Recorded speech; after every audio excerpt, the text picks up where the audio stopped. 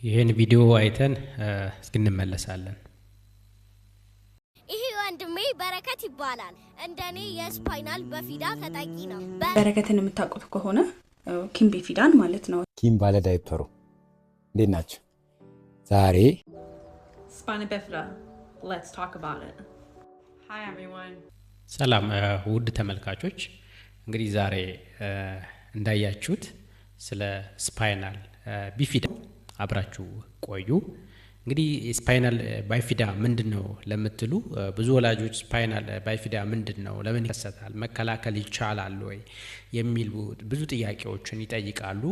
ከላይም ቪዲዮውን እንዳያችሁት እንግዲህ ስፓይናል ባይፊዳ በጣም የተለመደ በጣም እየጨመረ ያለ ችግር ነውና ስፓይናል ባይፊዳ ምንድነው የሚለው ነገር ከትርጉሙ ልጀምር። እንግዲህ ስፓይናል ባይፊዳ ማለት ህፃኑ በእናቱ ማህፀን ውስጥ በሚያድግበት ጊዜ የአከርካሪ አጥንትና የነርቭ ቱቦ በትክክል ሳይዘጉ ሲቀር የሚፈጠር ችግር ነው ማለት ነው። በማህፀን ውስጥ ያለ ህፃኑ በማህፀን ውስጥ ያለ የሚፈጠር ችግር ነው ማለት ነው። ኖርማሊ በ28ኛ ሳምንት ውስጥ በመደበኛው እድገት ማለት ነው የነርቭ ቱቦዎች በእርግዝና ጊዜ መዘጋት አለባቸው ማለት ነው። ስለዚህ እነዚህ ቱቦዎች አልዘጋ ብለው ሲቀሩ ይህ ስፓይናል ባይፊዳ ይከሰታል ማለት ነው። ይህ ቱቦ እንግዲህ ከጊዜ በኋላ አንጎልና የጀርባ ነርቭ ስርዓት የሚሆን ነው ማለት ነው። ነገር ግን ካልተዘጋ እነዚህ ስርዓቶች የመዛባት እድል ይገጥማቸዋል ማለት ነው። እንግዲህ እነዚህ ነገሮች በትክክል መዘጋት ሲኖርበት ካልተዘጋ ምን ይፈጠራል ማለት ነው? ስፓይናል ባይፊዳ የሚባለው ህመም ይፈጠራል ማለት ነው። በጣም ብዙ አይነት የስፓይናል ባይፊዳ አይነቶች አሉ። ሜንሊ 3 አይነቶች ናቸው። የመጀመሪያው ቀለል ያለ ነው። አከርካሪ ላይ ትንሽ ክፍተት ይኖራል ማለት ነው። ብዙ ሰዎች ሳያውቁት ይኖሩበታል። በዚህ አማካኝነት አብዛኛውን ጊዜ ምልክት ላይኖረውም ይችላል፣ የመጀመሪያው አይነት ማለት ነው። ሁለተኛ ላይ ደግሞ የጀርባ ሽፋኖች በክፍተቱ በኩል ወደ ውጭ የሚወጡ አይነት ነው። በጀርባ ላይ እብጠት ሊታይ ይችላል ማለት ነው። ይሄ ደግሞ በቀዶ ሕክምና ሊስተካከል የሚችል አይነት ህመም ነው ማለት ነው ስፓይናል ባይፊዳ። ሶስተኛው ደግሞ ትንሽ ከበድ ያለና በብዛት የሚታወቅ አይነት ነው። የጀርባ ነርቮች ወደ ውጭ ይወጣሉ። የእግር ሽባነት ሊኖረው ይችላል። የሽንትና የሰገራ መቆጣጠር ችግርም ይኖረዋል ማለት ነው። የአንጎል ፈሳሽ መጨመር ወይም ደግሞ ሃይድሮሴፋለስ የሚለውም ሊከሰት ይችላል ማለት ነው በዚህ ጊዜ። ስለዚህ ከቀላል እስከ ከባድ ይደርሳል ማለት ነው። ሃይድሮሴፋለስ የምንለው ማለት ስፓይናል ቢፊዳ የምንለው እስከ ሃይድሮሴፋለስ ድረስ ሊደርስ እንደሚችል የሚያሳይ ነው ማለት ነው። ስለዚህ ስፓይናል ባይፊዳ ትርጉሙ ይሄ ነው ማለት ነው። ለምን እንደሚከሰት ይሄን ይመስላል ማለት ነው። ሌትስ ሲ ደግሞ እስኪ የቀረውን ደግሞ የሚቀጥለውን ቪዲዮ አይተን እንመለስ። ይሄ ራን የሚያደርገውን ቪዲዮ እና ደግሞ ድጋሜ ስለ ስፓይናል ባይፊዳ አወራቸዋለሁ። ኪም በፊዳን ማለት ነው። ስለ ስፓይናል በፊዳም ታውቃላችሁ ብዬ ነው የማስበው። ነገር ግን ያለው መረጃ ጠባብ ነው ብዬ ነው የማስበው። ወይም ደግሞ ሶሻል ሚዲያ ላይ ያሉ እንደ ቤኪ ያሉ ጎበዝ አድቮኬት ለማድረግ የሚሞክሩ ልጆች ሪፕሬዘንት ያደረጉት የስፓይናል በፊዳ ስፔክትረም እና ሌላው አይነት የስፓይናል በፊዳ ስፔክትረም ትንሽ ልዩነት ስላለው ስለዛም ትንሽ ነገር ልበላችሁ ብዬ ልጆች አሁን ደግሞ ለምን ይከሰታል የሚለውን ነገር ልንገራችሁ። ስፓይናል ቢፊዳ ለምን ይከሰታል ወይም ደግሞ ምክንያቶች ምንድናቸው የሚለውን ነገር አንድ ባንድ የሚነግራችሁ ነው የሚሆነው ማለት ነው። እንግዲህ ምክንያቶቹ አብዛኛው ምክንያቶች አይታወቁም። ነገር ግን ዋና ዋና የምንላቸው ከሚታወቁ ምክንያቶች ዋና ዋናዎቹ የምንላቸው በመጀመሪያ ደረጃ የፎሊክ አሲድ እጥረት ነው ማለት ነው።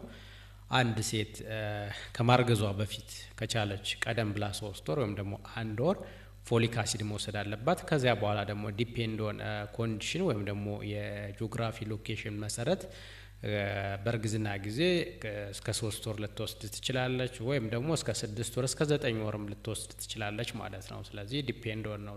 ከተቻለ 3 ወር ቀድማ መጀመር አለባት፣ ወይም ደግሞ ካልተቻለ 1 ወር ቀድማ መጀመር አለባት ማለት ነው ከእርግዝና በፊት። ካረገዘች በኋላም የመጀመሪያ 3 ወራት 6 ወራት ወይም ደግሞ 9 ወራት እንደ ሁኔታው መውሰድ ትችላለች ማለት ነው፣ ሪስኪም ከሆነች ማለት ነው። ስለዚህ ፎሊክ አሲድ ኢፌክቲቭ ወይም ደግሞ አንዱ አጋላጭ ምክንያት ነው። ስለዚህ ፎሊክ አሲድ አንድ እናት በምትወስድበት ጊዜ ይህ የጀርባ አጥንት ላይ የሚፈጠረውን ክፍተት ያስተካክላል ማለት ነው። ሁለተኛ ደግሞ የዘር ባህሪ ነው፣ በዘር የሚተላለፍ አይነት አለ። ሶስተኛ ደግሞ በእርግዝና ጊዜ የሚወሰዱ አንዳንድ መድኃኒቶችም ምክንያት ይሆናሉ ማለት ነው።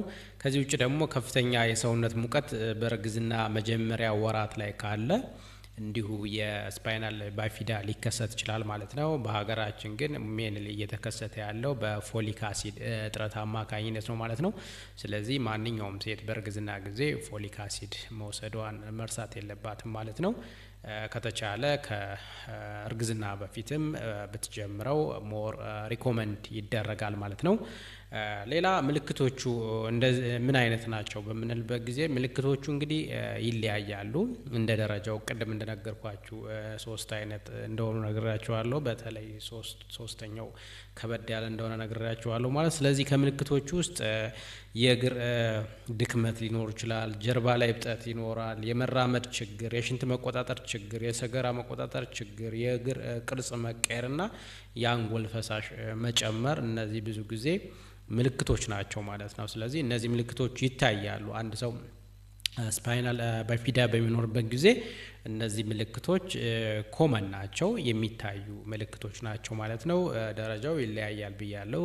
ከዝቅተኛ ከሆነ እስከ በጣም አስጊስ ከሆነው ድረስ ሊደርሱ ይችላሉ ማለት ነው። ስለዚህ የስፓይናል ባይፊዳን ዋናው ምክንያት ምንድነው? እኛ ሀገር ጋር ፎሊክ አሲድ ነው። ስለዚህ ፎሊክ አሲድን በመውሰድ መቀነስ ይቻላል ማለት ነው ስፓይናል ቢፊዳን።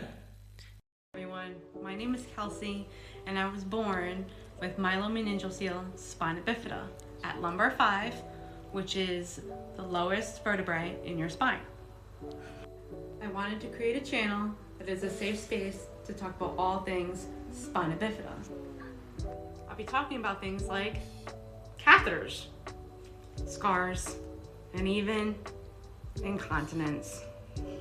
Feel free to follow me for more topics and conversations and everything related to spina bifida. ሁለተኛ ዙር ደክሞኝ ነው የመጣሁት። የህክምናዬን ነገር እስኪ አፕዴት ላድርጋችሁ። እስካሁን ዝም ብያችሁ ነበር። ያው አሁን ያለሁበትን ስታተስ ደግሞ ልንገራችሁ። ዶክተሮችን አናግሬያለሁ። ሀገር ውስጥ ያሉ ዶክተሮችንም ጠይቄያለሁ። ከዚህ በፊት ነግሬያችሁ ነበር ቴዘር ሪኮርድ የሚባል ኮንዲሽን እንዳለኝና ያው ኪድኒ ሆርስ ኢሹ ምናምን እንዳሉ፣ ግን ደግሞ በዋናነት ቴዘር ሪኮርዱ ስፓይናል ኮርዶች አብኖርማሊ አታችድ እንደሆኑ ነግሬያችሁ ነበርና እሱ ግን አሁን ዲቴዘር ቢደረግ ምንም አይነት ወይ ደግሞ አንቴዘሪንግ የሚባል ፕሮሲጀር አለ። ያንን ቢሰሩልኝ ሽንትና ካካ የመስተካከል ነገሩ ዝቅተኛ ነው ተብያለሁ። አሁን ዝቅተኛ ብቻ ሳይሆን ምንም በቃ አይስተካከልም። እሱ አንቴዘሪንጉ ቢሰራ ማለት ነው። ኦሬዲ ኢድሜም ስለሄደ ማለት ነው። ሶ አሁን እንደ አማራጭ የተነገረኝ ምንድነው ህንድ ያሉ ዶክተሮችን አናግሬ ነበርና ኒውሮን ስቲሙሌሽን የሚባል ፕሮሲጀር አለ። ነርቮችን አሁን እዚህ ስፓይናል ላይ ያሉ ዋናው ይህንን መከላከል ይቻላል ወይስ አይቻልም የሚለው ነው ማለት ነው። አዎ በደንብ መከላከል ይቻላል። መከላከል የሚቻለው ደግሞ በጣም አስፈላጊውን ፎሊክ አሲድ በመውሰድ ነው ማለት ነው። ሴቶች ከመጸነስ በፊትና መጀመሪያዎቹ የእርግዝና ሳምንታት ፎሊክ አሲድ መውሰድ የነርቭ ቱቦ ክሎችን በእጅጉ እንደሚቀንስ ነው የሚታወቀው። ፎሊክ አሲድ በሚከተሉት ምግቦችም ሊገኝ ይችላል። ከተወሰኑ ምግቦች ላይ ይገኛል። በተለይ አረንጓዴ ቅጠላማ አትክልቶች፣ ባቄላ፣ ምስር፣ ብርቱካን የተጨመረባቸው እህሎች እንዲሁም ፎሊክ አሲድ ሊገኝባቸው የሚችሉ ናቸው ማለት ነው። ከዛ ውጭ ደግሞ ሰፕሊመንት ነው የምንወስደው ማለት ነው ፎሊክ አሲድ። ስለዚህ አንድ እናት ፎሊክ አሲድን ከእርግዝና በፊት መውሰድ አለባት፣ በእርግዝና ጊዜ መቀጠል አለባት ማለት ነው። ስለዚህ ፎሊክ አሲድ ኢምፖርታንስ በጣም አስፈላጊ ነው ማለት ነው። ስለዚህ ማንኛውም ሴት በእርግዝና ጊዜ ፎሊክ አሲድን ከመውሰድ ወደ ኋላ ማለት የለባትም ማለት ነው። የዛሬው ቪዲዮ እንግዲህ ስለ ፎሊክ አሲድ ምንነት ነበረ፣ ወይም ደግሞ ስለ ስፓይናል ቢፊዳ እንዳያችሁት ቪዲዮ ላይ የተለያዩ ችግሮችን እንደሚያመጣ ስፓይናል ባይፊዳ የሶሻል ቀውስ እንደሚያመጣ ስፓይናል ባይፊዳ እያያችሁት ነውና፣ ስለዚህ መከላከል ግን በደንብ እንችላለን ማለት ነው። ስለዚህ ህክምናዎች እንግዲህ የሚሆኑት ምንድነው ከምርመራ በኋላ እንደ አልትራሳውንድ፣ የደም ምርመራ፣ ኤምአርአይ ምናምን ሊታዘዙ ይችላሉ። ስለዚህ ከወሊድ በኋላ በሐኪሞች ምርመራ ይረጋገጣል ማለት ነው። ስለዚህ ሕክምናው እንደየሁኔታው ይለያያል። ቀዶ ጥገና ሊደረግለት ይችላል።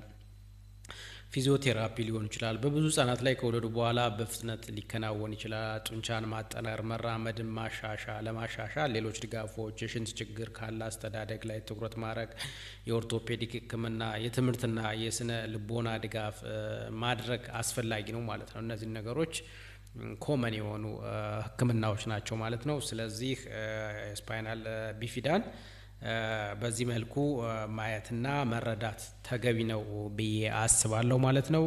ሶ እንደ ማጠቃለያ ምንድነው ስፓይናል ቢፊዳ ከባድ የትውልድ እክል ቢሆንም በቅድመ ምርመራ በተገቢው ህክምናና በቤተሰብ ድጋፍ ብዙ ልጆች ጥሩ ህይወት ሊኖራቸው ይችላል ማለት ነው።